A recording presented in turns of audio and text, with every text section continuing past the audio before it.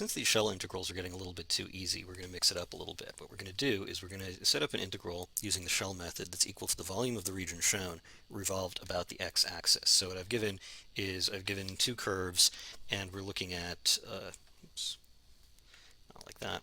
We're looking at a region in quadrant 1. So that's the x-axis, that's the y-axis. We have the curves y equals x squared and y equals 4.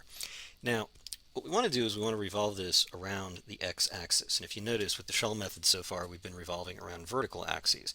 And interestingly, if you recall, revolving around a vertical axis with the disk method was the hard way because we had to convert everything into y, and most people find y to be a more difficult variable of integration than x. So, not surprisingly, when we revolve around a horizontal axis using the shell method, that turns out to be the more difficult way because then you sort of have to flip the shell on its side. Now, notice this. That when you revolve around a horizontal axis using the disk washer method, that's when you integrate in the x direction. For vertical axes, you integrate in the y direction. It's going to switch when you use the shell method. So when you use the shell method, if for a horizontal axis, you integrate in the y direction, and for a vertical axis, as we've done in the last couple of problems, that's when you integrate in the x direction. And I think you'll see in just a second why we have to integrate in the y direction to do a horizontal axis. So think about what the shell is going to look like as we revolve this around a horizontal axis. The axis of revolution goes right through the middle of the cylinder. So if I form a cylinder, it's going to look sort of like this, right? Let me make it a little more central there. There we go. There's our cylinder, like that. And for one thing, let's see where the y appears. I'm going to give this cylindrical shell a little bit of thickness in the y direction. So there's our thickness. Notice how the thickness now grows that way. When it grows vertically, what do we call it? dy. And what's the consequence of setting up an integral that ends with a dy?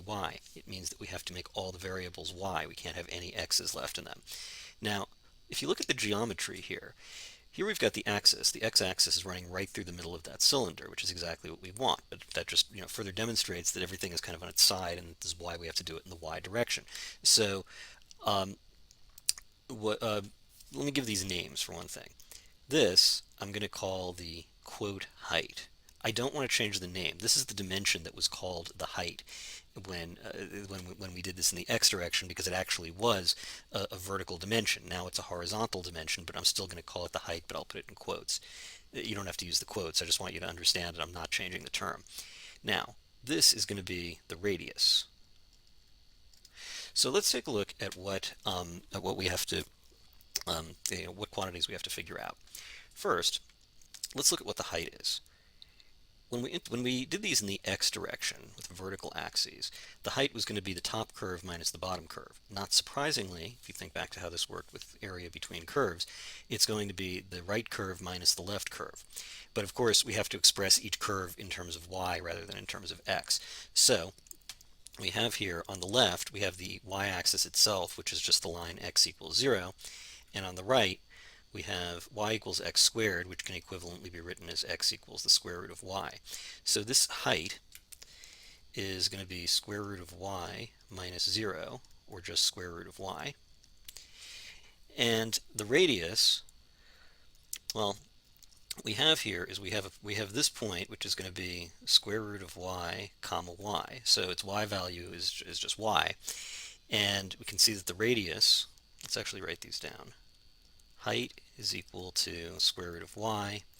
Radius, in other words, this distance from the axis of revolution up to the outside of the shell is just going to be y.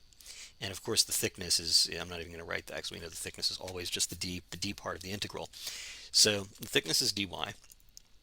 And now we just need to know what the limits of integration are. Let's first write this out. So this is going to be 2 pi, you can always put the 2 pi outside in a shell integral, 2 pi times the radius times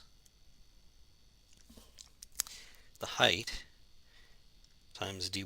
So we've got here radius, height in quotes, and thickness. And the last thing that we need is the limits of integration.